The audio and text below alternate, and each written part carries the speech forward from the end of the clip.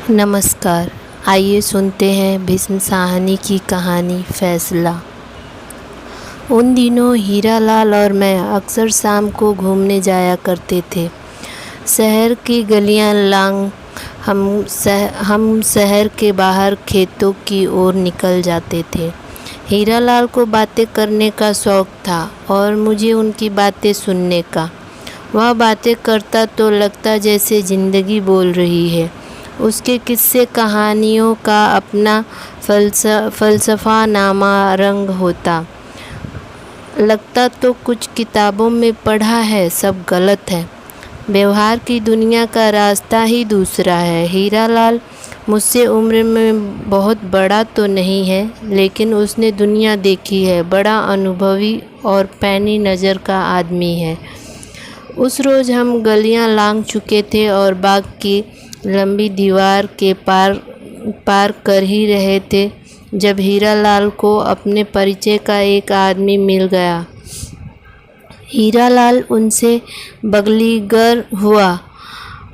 बड़े तपाक से उसने बतियाने लगा, मानो बहुत दिनों के बाद मिल रहा हो। फिर मुझे संबोधन करके बोला, आओ मैं तुम्हारा परिचय कराऊं। यह शुक्ला जी हैं। और गदगद आवाज़ में कहने लगा, इस शहर में चिराग लेकर भी ढूंढने जाओ तो इन जैसा नेक आदमी तुम्हें नहीं मिलेगा। शुक्ला के चेहरे पर विनम्रतावश हल्की सी लाली दौड़ गई। उन्होंने हाथ जोड़े और एक धीमी सी झेप भरी मुस्कान उनके होठ पर कांपने लगी। इतना नक्केसीरत आदमी ढूंढे भी नहीं मिलेगा। जिस ईमानदारी से इन्होंने ज़िंदगी बिताई है, मैं तुम्हें क्या बताऊं। यह चाहते तो महल खड़ा कर लेते, लाखों रुपया इकट्ठा कर लेते। शुक्ला जी और ज़्यादा झेपने लगे। तभी मेरी नज़र उनके कपड़ों पे गई। उनका लिबास सचमुच बहुत सादा था। सस्ते से जूते, घर का धुला पैजामा, लंबा बन गले का कोट और खिचड़ी मूछें। मैं उन्हें हेड क्लर्क से ज़्यादा का दर्जा नहीं दे सकता था। जितनी देर उन्हें सरकारी नौकरी की, एक पैसे के रवादार नहीं हुए, अपना हाथ साफ रखा। हम दोनों एक ही साथ नौकरी करने लगे थे या पढ़ाई करके फ़ौरन बाद ही कंपटीशन में बैठे थे और कामयाब हो गए थे और जल्दी ही मजिस्ट्रेट बनकर फिरोजपुर में नियुक्त हुए थे। मैं भी उन दिनों वहीं पर था। मैं प्रभावित होने लगा। शुक्ला जी अभी लजाते हाथ जोड़े खड़े थे और अपनी तारीफ सुनकर सिकुड़ते जा रहे थे। इतनी सी बात तो मुझे भी खटकी कि साधारण कुर्ता पैजामा वाला आदमी आमतौर पर मजिस्ट्रेट या जज नहीं होता। जज होता तो कोट पतलून होती, 2-3 अर्दली आसपास घूमते नजर आते। कुर्ता पैजामा में भी कोई न्यायाधीश हो सकता है। इस झेप, विनम्रता, प्रशंसा में ही यह बात रह गई कि शुक्ला जी अब कहाँ रहते हैं। क्या रिटायर हो गए हैं या अभी भी सरकारी नौकरी करते हैं। और उनका कुशल क्षेम पूछकर हम लोग आगे बढ़ गए। ईमानदार आदमी क्यों इतना ढीला ढाला होता है, क्यों संकुचाता झेपता रहता है, यह बात कभी भी मेरी समझ में नहीं आई। शायद इसीलिए यह दुनिया पैसे की है। जेब में पैसा हो तो आत्मसम्मान की भावना भी आ जाती है, पर अगर जूते सस्ते हों और पैजामा घर का धुला हो तो दामन में ईमानदारी भरी रहने का भी आदमी झेपता सिकुड़ता ही रहता है। शुक्ला जी ने धन कमाया होता, भले ही बेईमानी से कमाया होता, तो उनका चेहरा दमकता, हाथ में अंगूठी दमकती, कपड़े चमका करते, जूते चमचमाते, बात करने के ढंग से ही रौब झलकता। खैर हम चल दिए। बाग की दीवार पीछे छूट गई। हमने पुल पार किया और शीघ्र ही प्रकृति के विशाल आंगन में पहुंच गए। सामने हरे भरे खेत थे और दूर नीलिमा की झीनी चादर ओढ़े छोटे छोटे पहाड़ियाँ खड़ी थी। हमारी लंबी सैर शुरू हो गई थी। इस माहौल में हीरालाल की बातों में अपने आप ही दार्शनिकता की पुट आ रही थी। एक प्रकार की तटस्थता, कुछ वैराग्य सा, मानो प्रकृति की विराट पृष्ठभूमि के आगे मानव जीवन के व्यवहार को देखते रहा हो। थोड़ी देर तक तो हम चुप चलते रहे, फिर हीरालाल ने अपनी बाह मेरी बाह में डाल दी और धीमे से हंसने लगा। सरकारी नौकरी का वसूल ईमानदारी नहीं है, दफ्तर की फाइल है। सरकारी अफसर को दफ्तर की फाइल के मुताबिक चलना चाहिए। हीरालाल मानो अपने आप से बातें कर रहा था। वह कहता गया, इस बात की उसे फिक्र नहीं होनी चाहिए सच क्या है और झूठ क्या है, कौन क्या कहता है। बस यह देखना चाहिए कि फाइल क्या कहती है। यह तुम कहो, क्या कह रहे हो? मुझे हीरालाल का तर्क बड़ा अटपटा लग रहा था। सरकारी अफसर का फर्ज है कि वह सच की जांच कर फाइल में तो अंट संट भी लिखा रहता है। ना, फाइल का सच ही उसके लिए एकमात्र सच है। उसी के अनुसार सरकारी अफसर को चलना चाहिए, ना 1 इंच इधर ना 1 इंच उधर। उसे यह जानने की कोशिश नहीं करनी चाहिए कि सच क्या है और झूठ क्या है। यह काम उसका नहीं है। बेगुनाह आदमी बेशक पिसते रहें। हीरालाल ने मेरे सवाल का कोई जवाब नहीं दिया। इसके विपरीत मुझे इन्हीं शुक्ला जी का किस्सा सुनाने लगा। शायद इन्हीं के बारे में सोचते हुए उसने यह टिप्पणी की थी, जब यह आदमी जज होकर फिरोजपुर में आया तो मैं वहीं पर रहता था। यह उनकी पहली नौकरी थी। यह आदमी सचमुच इतना नेक, इतना मेहनती, इतना ईमानदार था कि तुम्हें क्या बताऊं। सारा वक्त इसे इस बात की चिंता लगी रहती थी कि उसके हाथ किसी बेगुनाह को सज़ा न मिल जाए। फैसला सुनाने से पहले इससे भी पूछताछ, उससे भी पूछताछ की। असलियत क्या है, दोष किसका है, गुनाहगार कौन है। मुजरिम को मीठी नींद सो रहता था और जज की नींद हराम हो जाती थी। अगर मैं भूल नहीं करता तो अपनी माँ को इसने वचन भी दिया था कि वह किसी बेगुनाह को सज़ा नहीं देगा। ऐसी ही कोई बात उसने मुझे सुनाई भी थी। छोटी उम्र में तभी लोग आदर्शवादी होते हैं। वह ज़माना भी आदर्शवाद का था, मैंने जोड़ा। पर हीरालाल कहे जा रहे थे। आधी रात तक यह मिसले पढ़ता और मेज से चिपटा रहता।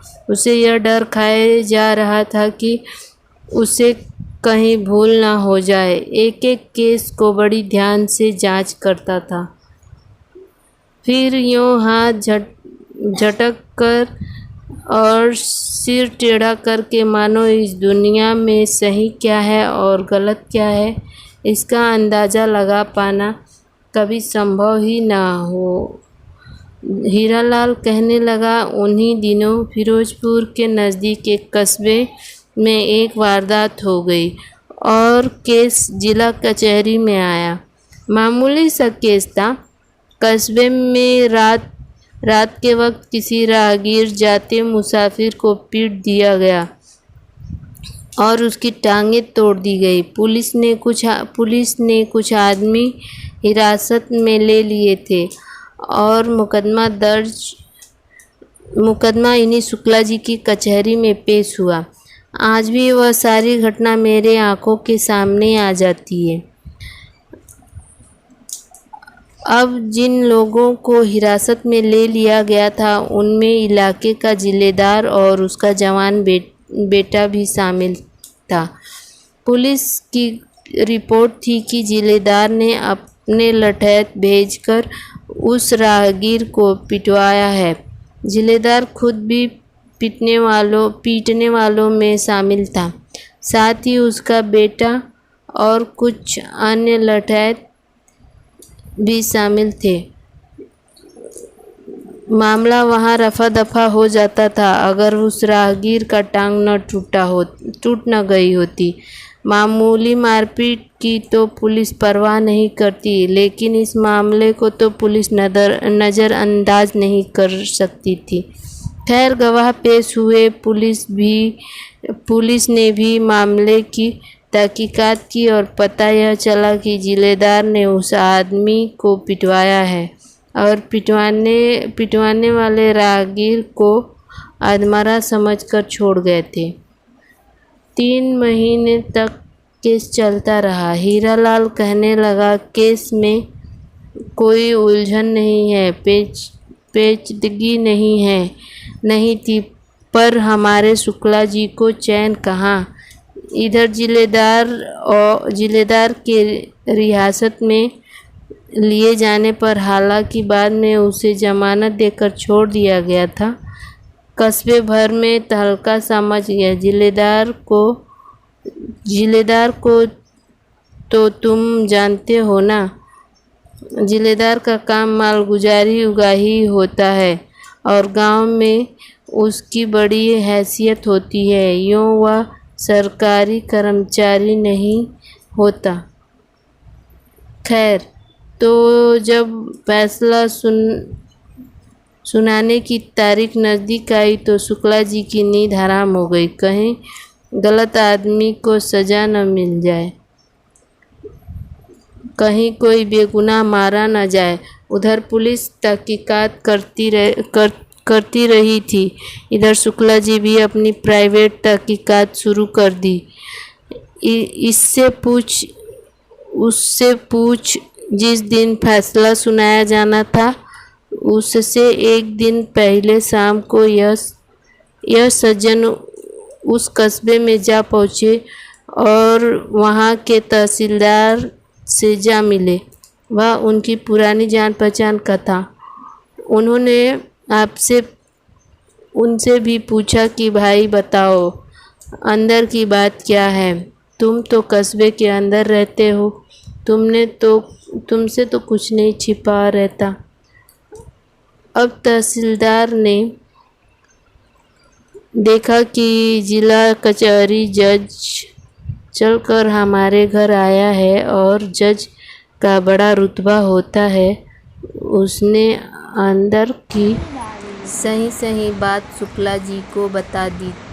शुक्ला जी को पता चल गया कि सारी कारस्तानी कस्बे के थानेदार की है, सारी शरारत उसी की है। उसकी कोई पुरानी अदावत जिलेदार के साथ थी और वह जिलेदार से बदला लेना चाहता था। एक दिन कुछ लोगों को भिजवा कर एक राह जाते मुसाफिर को उसने पिटवा दिया, उसकी टांग तुड़वा दी और जिलेदार और उसके बेटे को हिरासत में ले लिया। फिर एक के बाद एक झूठी गवाही। अब कस्बे के थानेदार की मुखालत कौन करे। किसी की हिम्मत। तहसीलदार ने शुक्ला जी से कहा कि मैं कुछ और तो नहीं जानता, पर इतना ज़रूर जानता हूँ कि जिलेदार बेगुनाह है। उसका इस पिटाई से दूर का भी वास्ता नहीं। वहाँ से लौटकर शुक्ला जी एक और जगह भी गए। जहाँ गया वहाँ पर उन्हें जिलेदार की तारीफ़ सुनी। जब शुक्ला जी को यकीन हो गया कि मुकदमा सचमुच झूठा है, तो उसने घर लौट कर अपना पहला फैसला फ़ौरन बदल दिया और दूसरे दिन अदालत में अपना नया फैसला सुना दिया और जिलेदार को बिना शर्त रिहा कर दिया। उसी दिन वह मुझे क्लब में मिला। वह सचमुच बड़ा खुश था। उसे बहुत दिन बाद चैन नसीब हुआ था। बार बार भगवान का शुक्र कर रहा था कि वह अन्याय करते करते बच गया, वरना उससे बहुत बड़ा पाप होने जा रहा था। मुझसे बहुत बड़ी भूल हो रही थी। यह तो अचानक ही मुझे सूझ गया और मैं तहसीलदार से मिलने चला गया, वरना मैं तो अपना फैसला लिख ही डाला था। उसने कहा। हीरालाल की बात सुनकर मैं सचमुच बहुत प्रभावित हुआ। अब मेरी नज़रों में शुक्ला जी सस्ते जूते और मैलो कपड़े में एक ईमानदार इंसान ही नहीं था, बल्कि एक गुर्दे वाला, जिंदा दिल और जीवट वाला व्यक्ति था।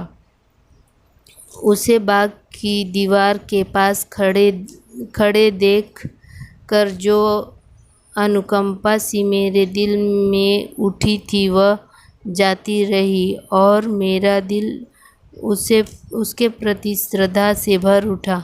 हमें सचमुच ऐसे ही लोगों की ज़रूरत है जो मामले की तह तक जाएं और निर्दोषों को आज तक न आने दें। खेतों की कड़ी मेहनत के साथ चलते हम बहुत दूर निकल गए थे। वास्तव में उस सफ़ेद बुत तक जा पहुँचे थे जहाँ से हम अक्सर दूसरे रास्ते पर मुड़ने लगते। फिर जानते हो क्या हुआ? हीरालाल ने बड़ी आत्मीयता से कहा। कुछ भी हुआ हो हीरालाल, मेरे लिए इतना ही काफ़ी है कि वह आदमी जीवट वाला और ईमानदार है, अपने रसूल का पक्का है। सुनो, एक रसूल जमींदार का होता है तो दूसरा फाइल का। हीरालाल ने दानशर्मिंदों की तरह सिर हिलाया और बोला, आगे सुनाओ। फैसला सुनाने की देर थी।